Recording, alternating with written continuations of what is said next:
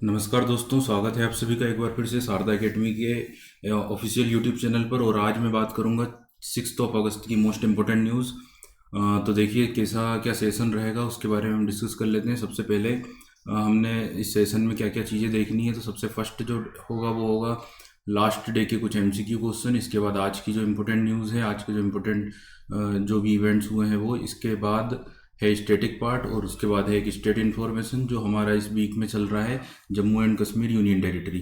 Clear सभी को? ठीक है, अब देखिए स्टार्ट करते हैं हम एमसीक्यू पार्ट से। तो पहला क्वेश्चन आपके स्क्रीन के ऊपर ये है, विच स्टेट सेलिब्रेटेड्स मॉनसून फेस्टिवल आदि पेरुकू। तो आदि पेरुकू किस स्टेट का एक मॉनसून फेस्टिवल के रूप में सेलिब्रेट किया जाता है? कौन सा राज्य अपने मानसून त्यौहार आदि आदि पेरुकू का जश्न मनाता है? तो ऑप्शन है यहाँ पे तमिलनाडु, कर्नाटका, केरल और आंध्र प्रदेश। क्लियर? तो इसको हमने डिस्कस किया था, इस फेस्टिवल को पढ़ा था। इसका आंसर जो होगा वो होगा तमिलनाडु स्टेट। तमिलनाडु में जो फेस्टिवल आता है ये बेसिकली अगर देखा जाए तो तमिल जो मंथ होता है आदि, उस मंथ के पहले दिन से शुरू होता है और जुलाई और अगस्त के मिड में पड़ता है। क्लियर? तो आगे देख लेते हैं हम। इसके बाद देखिए, अगर हम बात करें स्टेट फेस्टिवल्स की, तो तमिलनाडु में एक और फेस्टिवल सेलिब्रेट किया जाता है तमिलनाडु में, जिसका नाम है पोंगल। पोंगल अगर पूछा जाए किस स्टेट का फेस्टिवल है तो क्या आंसर होगा? तमिलनाडु का। क्लियर? 14 जनवरी को ये सेलिब्रेट किया जाता है पोंगल। अगर हम बात करें और कुछ फेस्टिवल्स की, तो जैसे आप लोगों ने ओणम सुना होगा, ओणम या ओणम जो हम बोलते हैं, ये केरल का एक फेस्टिवल है जो हार्वेस्ट सीजन यानी कि जब फसल कटती है उस समय पर सेलिब्रेट किया जाता है ओणम। इसके अलावा बिसु, VISHU, विशु भी साउथ इंडिया में सेलिब्रेट किया जाने वाला एक फेस्टिवल है जो केरल में और भी कई स्टेट में सेलिब्रेट करते हैं। बेसिकली अगर देखा जाए तो केरल का ये फेस्टिवल है new year festival, Vishu. Clear? तो इस तरह से नाम ध्यान रखना है अपने को। इसके अलावा अगर हम बात करें तो एक आंध्र प्रदेश का जो फेस्टिवल है वो है उगादी। क्लियर? तो उगादी जो है वो किस स्टेट का फेस्टिवल है? आंध्र प्रदेश का। इस तरह से आप लोग ध्यान रखिएगा स्टेट और वहाँ के फेस्टिवल, इसकी एक सेपरेट हम PDF बनाएंगे। ठीक है, नेक्स्ट क्वेश्चन देख लेते हैं। यहाँ पे जो अगला क्वेश्चन है वो आपके सामने ये है, गुजरात के नए DGP के रूप में किसे नियुक्त किया गया है? Who appointed as the new DGP of Gujarat? Director general of police of Gujarat. तो रीवा गांगुली, आशीष भाटिया, एन शिवरामन या फिर हार्दिक सतीश चंद्र साहा। तो सिंपल सी बात है, हमने इस न्यूज़ को भी डिस्कस किया था। इसका आंसर है Ashish Bhatia. Riva Ganguly ministry of external affair में सेक्रेटरी की पोस्ट पर नियुक्त की गई हैं। एन शिवरामन को जो रेटिंग एजेंसी है भारत की ICRA, इट मीन्स इकरा, उसके CEO की पोस्ट पर अपॉइंट किया गया। और हार्दिक सतीश चंद्र साहा को प्राइम मिनिस्टर के पर्सनल सेक्रेटरी के रूप में अपॉइंट किया गया है। तो ये चीज़ें ध्यान रखना। अगला क्वेश्चन है, who won British grand prix 2020। तो 2020 में जो ब्रिटिश ग्रैंड प्रिक्स हुआ है उसे किस ने जीता है? तो ऑप्शन है Max Verstappen, Lewis Hamilton, Narain Karthikeyan या फिर चार्ल्स लेकरेक। तो बेसिकली इसका आंसर क्या होगा? लेविस हैमिल्टन, जो हमने डिस्कस किया था। ठीक है, नेक्स्ट क्वेश्चन देख लेते हैं यहाँ पे, which is the third largest river bridge of India. तो भारत का तीसरा सबसे लंबा रिवर ब्रिज कौन सा है? क्योंकि हमने ये न्यूज़ भी डिस्कस की थी, जिस रिवर ब्रिज का इनोग्रेशन हुआ उसका रिकंस्ट्रक्शन हुआ है, तो वही है third longest river bridge of India. Bhupen Hazarika bridge, Mumbai Worli sea link, Mahatma Gandhi Setu या फिर बोगीबील। तो इसका आंसर होगा महात्मा गांधी सेतु, जो बिहार में पटना के पास में है, जो कि गंगा नदी के ऊपर है। अगर हम बात करें भारत के लॉन्गेस्ट रिवर ब्रिज की, तो वो होगा भूपेन हजारिका रिवर ब्रिज, जो असम में है लोहित रिवर पर। इसके बाद अगर हम बात करें नेक्स्ट, जो दूसरे नंबर का लॉन्गेस्ट ब्रिज है भारत का, वो है दिबांग रिवर ब्रिज। क्लियर? ध्यान रखना, दिबांग रिवर ब्रिज जो दिबांग नदी पर है, अरुणाचल प्रदेश में सेकंड लॉन्गेस्ट रिवर ब्रिज है। इसके बाद थर्ड जो लॉन्गेस्ट है वो अभी बताया हमने, महात्मा गांधी सेतु ब्रिज। और फोर्थ जो होगा वो होगा बांद्रा वर्ली सी लिंक। और फिफ्थ जो होगा वो होगा बोगीबिल। बोगीबिल जो रिवर ब्रिज है ये ब्रह्मपुत्र नदी पर है, असम के डिब्रूगढ़ में। ठीक है, नेक्स्ट देख लेते हैं अगला क्वेश्चन। नेक्स्ट जो क्वेश्चन है वो है, who is the prime minister of Britain. Simple सी बात है, ब्रिटेन के प्राइम मिनिस्टर आपको पता होगा क्या है? Scott Morrison, Boris Johnson, Vladimir Putin या जस्टिन ट्रूडो। तो आप लोग पता है इसका आंसर क्या है? Boris Johnson. इन्हें ये भी इफेक्ट हुए हैं कोरोना वायरस से या कोरोना बीमारी से। तो बोरिस जॉनसन ब्रिटेन के प्राइम मिनिस्टर हैं। स्कॉट मॉरिसन की बात करें तो ऑस्ट्रेलिया के प्राइम मिनिस्टर हैं। जस्टिन ट्रूडो कनाडा के हैं और व्लादिमीर पुतिन रशिया के प्रेसिडेंट हैं। ठीक है, नेक्स्ट न्यूज़ को देख लेते हैं। यहाँ पे जो अगली न्यूज़ है वो ये है, the 6th edition of BRICS environment ministers meeting was held through video conferencing under a presidency of. तो ब्रिक्स पर्यावरण मंत्रियों की बैठक का छठा संस्करण डेस्क या खालिस्तान की अध्यक्षता में वीडियो कॉन्फ्रेंसिंग के माध्यम से आयोजित किया गया। तो ये जो ब्रिक्स की जो मीटिंग हो रही है, जो इन्वायरमेंट मिनिस्टर्स की जो मीटिंग है, उसको किसने ऑर्गेनाइज किया है, किसकी प्रेसिडेंसी में ऑर्गेनाइज किया गया है? तो इसका आंसर क्या होगा? क्या ब्राज़ील, रसिया, चाइना या साउथ अफ्रीका? तो सिंपल सी बात है, इसका आंसर क्या होगा? रसिया। इंडिया 2021 में प्रेसिडेंस होगा। ठीक है, नेक्स्ट क्वेश्चन देख लेते हैं। यहाँ पे अगला क्वेश्चन है, what is the currency of Japan? तो जापान की करेंसी क्या है? येन, युआन, बुसान या फिर डॉलर? तो देखिए, बुसान तो कोई करेंसी है नहीं, बुसान तो एक सिटी है साउथ कोरिया की। येन, युआन जो है वो करेंसी है चाइना की, और येन जो करेंसी है वो है जापान की। डॉलर अमेरिका की करेंसी। ठीक है, नेक्स्ट क्वेश्चन देख लेते हैं। अब हम बात करेंगे आज की इंपॉर्टेंट न्यूज़ के बारे में। तो देखिए, जो फर्स्ट न्यूज़ है वो ये है, Irfaan Ali sworn as the president of Guyana. तो गयाना के नए प्रेसिडेंट के रूप में अपॉइंट हुए हैं या नियुक्त हुए हैं कौन? इरफान अली। इरफान अली कहाँ के प्रेसिडेंट के रूप में नियुक्त किए गए हैं? गयाना। गयाना के राष्ट्रपति के रूप में। क्लियर। गयाना एक साउथ अमेरिकन कंट्री है। क्लियर, साउथ अमेरिकी कॉन्टिनेंट में ये कंट्री आती है गयाना। ठीक है, इस न्यूज़ को थोड़ा सा और देख लेते हैं हम। The former Guyanese house minister, यानी वो पहले आवास मंत्री थे, इरफान अली, वह sworn in as president of Guyana following the recount of March two general election. तो गयाना के पूर्व आवास मंत्री इरफान अली 2 मार्च को आम चुनाव के बाद गयाना के राष्ट्रपति के रूप में उन्हें शपथ दिलाएगी। 2 मार्च को आम चुनाव हुए थे, उसके बाद अभी उनकी अपॉइंटमेंट हुई है। गयाना की अगर हम बात करें तो Guyana is a south American country. किस कॉन्टिनेंट में आता है गयाना? गयाना आता है साउथ अमेरिका में। गयाना की जो कैपिटल है वो है जॉर्ज टाउन। क्लियर, गयाना की कैपिटल या राजधानी का नाम भी है जॉर्ज टाउन। ठीक है, नेक्स्ट देख लेते हैं। यहाँ पे गयाना की अगर हम करेंसी की बात करें ना, तो गयाना की करेंसी है गयानीज डॉलर या गयानीज डॉलर या गयाना का डॉलर। क्लियर। आगे देख लेते हैं नेक्स्ट पॉइंट। यहाँ पे आप लोगों को जो है मैप में समझना है कि एक्चुअल में गयाना कहाँ पर है। देखिए, मैप में कंट्रीज की पोजीशन पता होना बहुत जरूरी है। अब चूंकि ये पूरा मैप नहीं है, सिर्फ इसमें हम कुछ पार्ट दिखा रहे हैं साउथ अमेरिका कॉन्टिनेंट का। तो साउथ अमेरिका कॉन्टिनेंट में कई सारी कंट्रीज हैं, जिसमें सबसे बिगेस्ट जो कंट्री है एरिया वाइज वो है Brazil, Argentina, Paraguay, Uruguay, Chile, Venezuela, इस तरह से कोलंबिया, इस तरह से कई सारी कंट्रीज। तो अगर हम बात करें, हमारा जो टॉपिक चल रहा है वो चल रहा है गयाना। तो ये जो आप लोगों को पॉइंट दिख रहा है, ये जो कंट्री है ये है गयाना, जिसकी कैपिटल का नाम है जॉर्ज टाउन। क्लियर। ये इसके अलावा यहाँ पे फ्रेंच गयाना भी, जहाँ पर कंट्रोल किसका है, जहाँ पर जो कि अभी कंट्रोल में है, किसी कंट्रोल में है? फ्रेंच के। इस तरह फ्रांस के दुनिया भर में कई सारे ऐसे पार्ट हैं जो उनके कंट्रोल में। मैक्सिमम टाइम जोन की अगर बात करें तो 12 टाइम जोन है फ्रांस के, और 11 टाइम जोन है रसिया के। क्लियर। ठीक है, इस तरह से ध्यान रखिएगा। नेक्स्ट न्यूज़ को देख लेते हैं। अगली जो न्यूज़ है यहाँ पर वो ये है स्टेट न्यूज़ की। अगर हम बात करें स्टेट से रिलेटेड, तो नीतीश कुमार, आप लोगों को पता है नीतीश कुमार कौन है? तो सभी लोग जानते हैं, चेहरा आप लोग देख रहे हैं। नीतीश कुमार सिंपल सी बात है, भारत के एक बहुत ही फेमस पॉलिटिशियन है, जो करंट में बिहार के चीफ मिनिस्टर भी हैं। तो नीतीश कुमार ने एक बुक रिलीज की जिसका नाम है सियासत में सदस्यता बुक रिलीज की है नीतीश कुमार ने। ठीक है, इस बुक को देख लेते हैं हम। The book is compilation of article, views and life journey of Bihar assembly speaker Vijay Kumar Chaudhary. तो बेसिकली इस बुक में क्या किया गया? कंपाइल किया गया है। किसके बारे में कंपाइलेशन किया गया? तो जो बिहार विधानसभा के अध्यक्ष थे विजय कुमार चौधरी, उनके लेखों को, विचारों को, जीवन यात्रा का जो है कंपाइलेशन है। The book is published by Bihar assembly secretariat. तो बिहार असेंबली सेक्रेटरीट एंड सचिवालय के द्वारा इस बुक को रिलीज किया गया है। अगर करंट में बात की जाए बिहार के गवर्नर की, तो बिहार के जो गवर्नर है वो है फागू चौहान। तो नाम ध्यान रखिएगा, बिहार के गवर्नर का नाम क्या है? फागू चौहान। बाकी चीज़ें आप लोगों को ध्यान रखना है। देखिए, बिहार बहुत ही इंपॉर्टेंट स्टेट है इंडिया का। अभी अगर हम बात करें तो बिहार जो है बहुत ही ज़्यादा जूझ रहा है बाढ़ से। बिहार और असम जो कि काफ़ी ज़्यादा जूझ रहे हैं बाढ़ के कारण। आप लोग को पता है बिहार में एक रिवर है जिसको हम बोलते हैं बिहार का शोक, समझ गए ना? तो बिहार का शोक किस नदी को कहा जाता है, किस रिवर को बोला जाता है? वो है कोसी रिवर। क्लियर। तो कोसी रिवर जो आती है वो नेपाल से आती है, और बिहार में इसी कारण काफ़ी ज़्यादा फ्लड्स आते हैं, और कोसी रिवर आगे चलकर गंगा नदी में मिल जाती है। क्लियर। तो ये बात ध्यान रखिएगा, कोसी रिवर को बोला जाता है सोर ऑफ बिहार।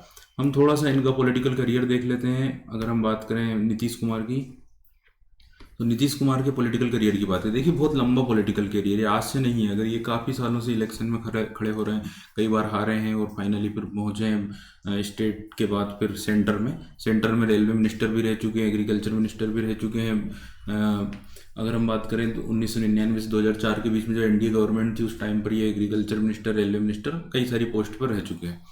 फिलहाल अगर हम बात करें तो इनकी जो पॉलिटिकल पार्टी है उसका नाम है जनता दल यूनाइटेड या जेडीयू, जो बिहार की एक बहुत ही पावरफुल पार्टी है। बिहार में दो तीन इंपॉर्टेंट पार्टीज हैं, एक तो जनता दल यूनाइटेड जेडीयू, इसके अलावा आरजेडी आरजेडी राष्ट्रीय जनता दल, इसके अलावा रामविलास पासवान की भी एक पॉलिटिकल पार्टी है, राष्ट्रीय लोकदल आरएलडी। तो आरएलडी, आरजेडी, जेडीयू, इस तरह बिहार के कुछ इंपॉर्टेंट पार्टीज आप लोग ध्यान रखना है। चीफ मिनिस्टर ऑफ बिहार ये रहे हैं 2005 से 2010 के बीच में, क्लियर, 31st सीएम के रूप में। इसके बाद 2010 से 2014 के बीच में 32nd सीएम के रूप में।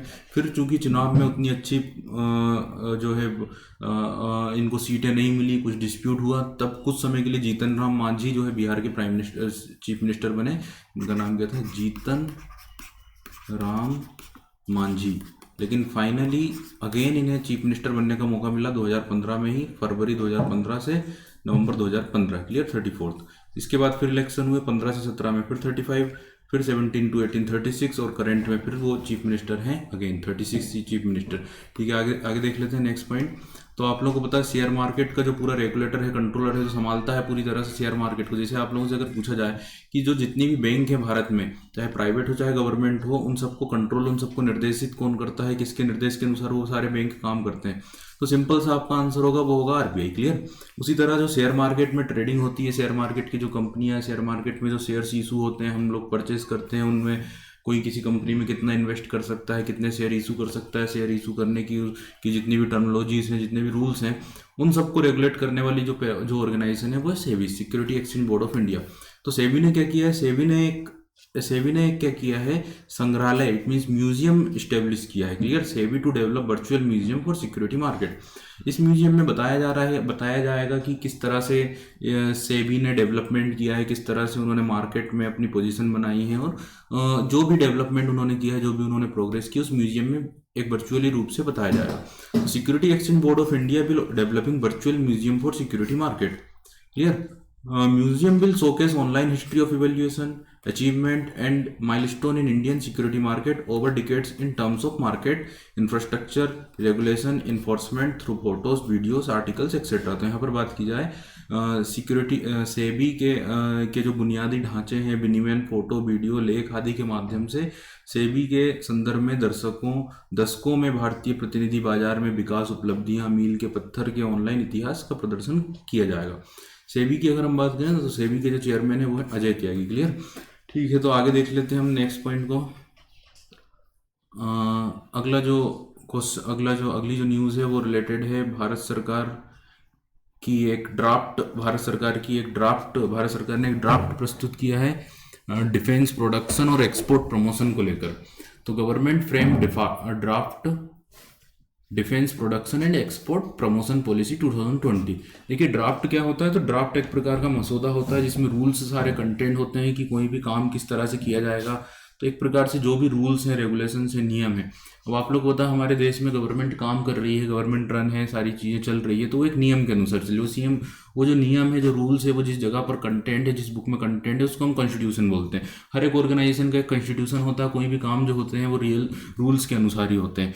तो गवर्नमेंट ने कुछ रूल्स बनाए हैं जिसको हम बोल सकते हैं कि वो ड्राफ्ट है। वो ड्राफ्ट बनाया है किस मामले को लेकर? रक्षा उत्पादन निर्यात प्रोत्साहन को लेकर। तो जो भी कंपनियां डिफेंस प्रोडक्शन से रिलेटेड हैं उनको काम करना होगा इन नियमों के अनुसार जो गवर्नमेंट ने बनाए हैं। ठीक है, इस चीज़ को हम देख लेते हैं यहाँ पर। To make defence manufacturing sector self reliant under Atmanirbhar Bharat scheme. तो रक्षा निर्माण क्षेत्र को आत्मनिर्भर भारत योजना के तहत आत्मनिर्भर बनाने के लिए ये ड्राफ्ट बनाया गया। It will act as over reaching guideline document of defence ministry for production to be undertaken by the ministry.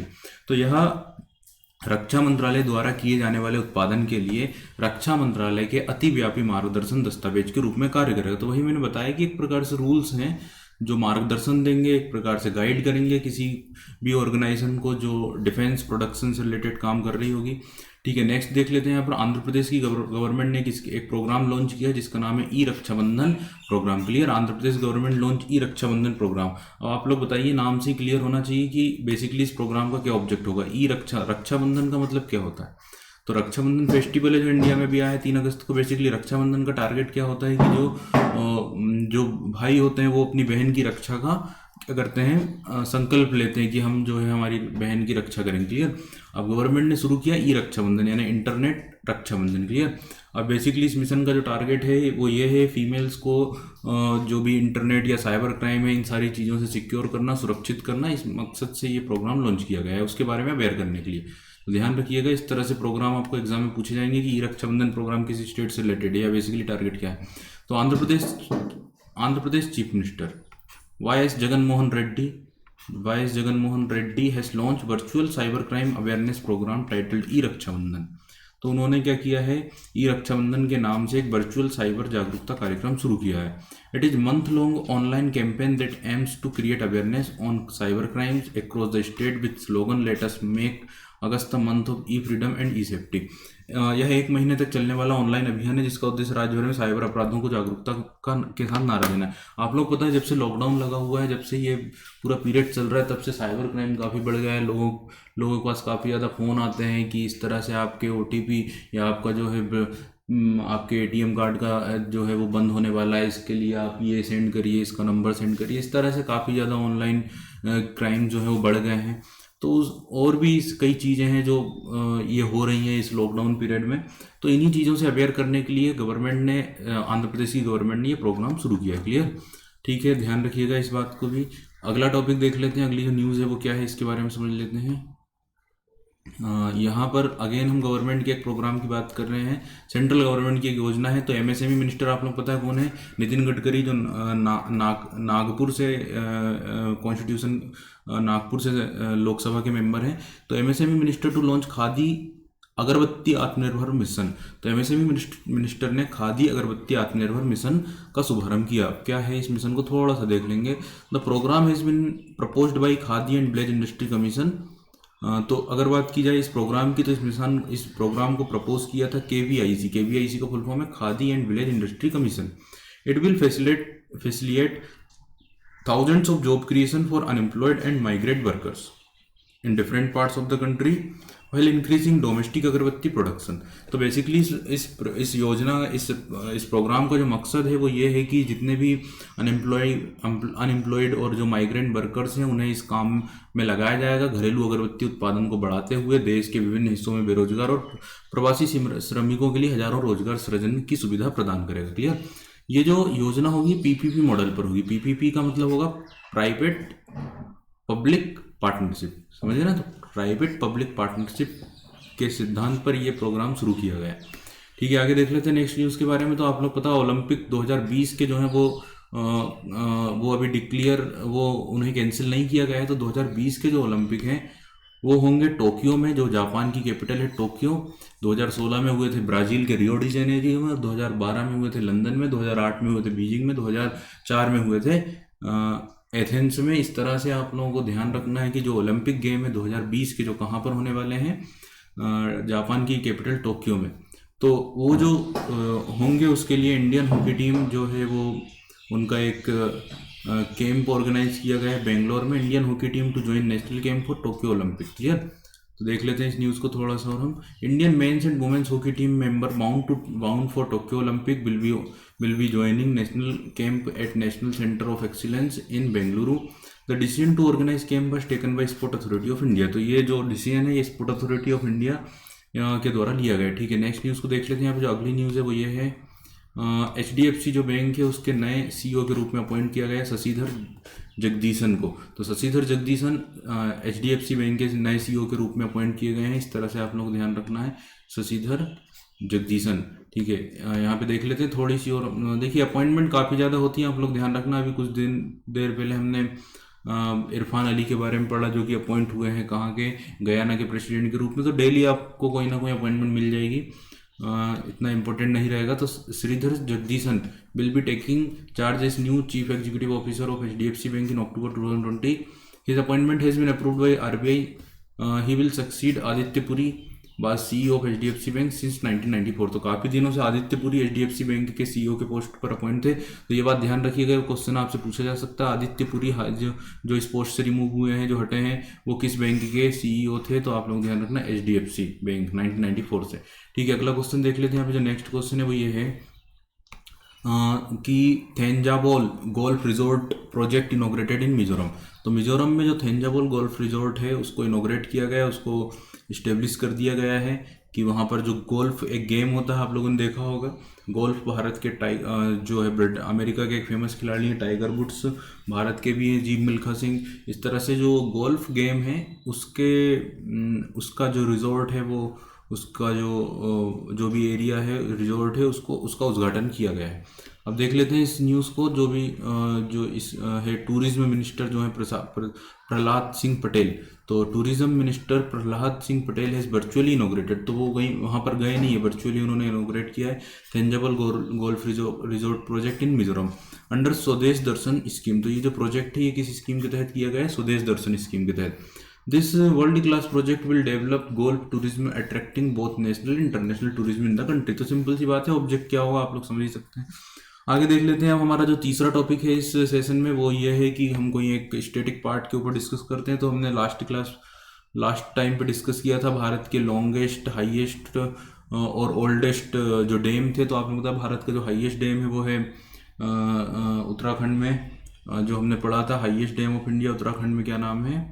Bhagirathi river पर। ठीक है, नाम अभी क्लिक नहीं हो रहा, आप लोग कमेंट में बताइएगा। और जो लॉन्गेस्ट डैम है वो हीराकुंड डैम है उड़ीसा महानदी पर, और जो ओल्डेस्ट डैम है वो कावेरी नदी पर हमने पढ़ा था। इस तरह से आप लोगों को स्टैटिक पार्ट कुछ ना कुछ डेली डिस्कस करना। अभी हम बात कर रहे हैं मिलिट्री एक्सरसाइज, ये भी टॉपिक हमने पहले पढ़ा है मिलिट्री एक्सरसाइज का। अब देख लेते हैं यहाँ पर इंद्र जो मिलिट्री एक्सरसाइज है वो इंडिया और रूस के बीच में होती है।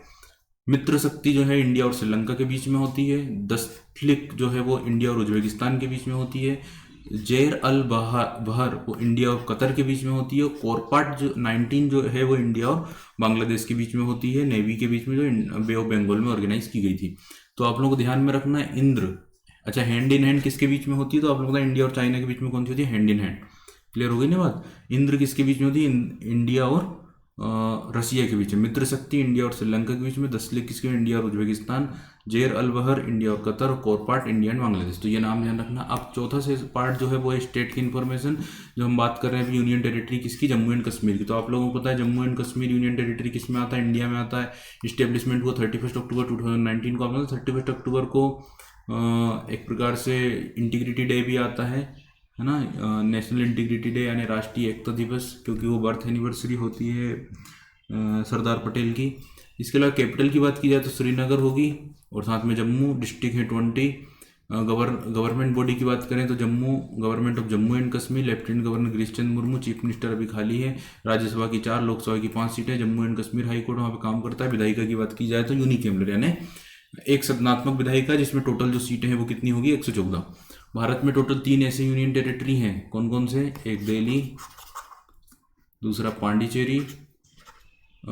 पांडिचेरी और तीसरा होगा जम्मू एंड कश्मीर, जो जहाँ पे विधानसभा भी है। तो ऐसे यूनियन टेरिटरी जिनमें विधानसभा भी है वो 3 है, दिल्ली, पांडिचेरी एंड जम्मू एंड कश्मीर। बाकी जो यूनियन टेरिटरी है उनमें विधानसभा नहीं है।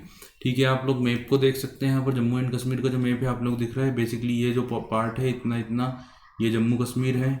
बाकी जो पार्ट आप लोगों को कलर में दिख रहा है वो जो पार्ट है वो है लद्दाख यूनियन टेरिटरी, जिसमें 2 डिस्ट्रिक्ट आते हैं, लेह और कारगिल। क्लियर? और 20 डिस्ट्रिक्ट आते हैं इस तरह से जम्मू एंड कश्मीर में। तो आप लोगों को सेशन कैसा लगा? आप इस सेशन को मैक्सिमम लाइक करिएगा, शेयर करिएगा और चैनल को सब्सक्राइब करिएगा। Thank you so much.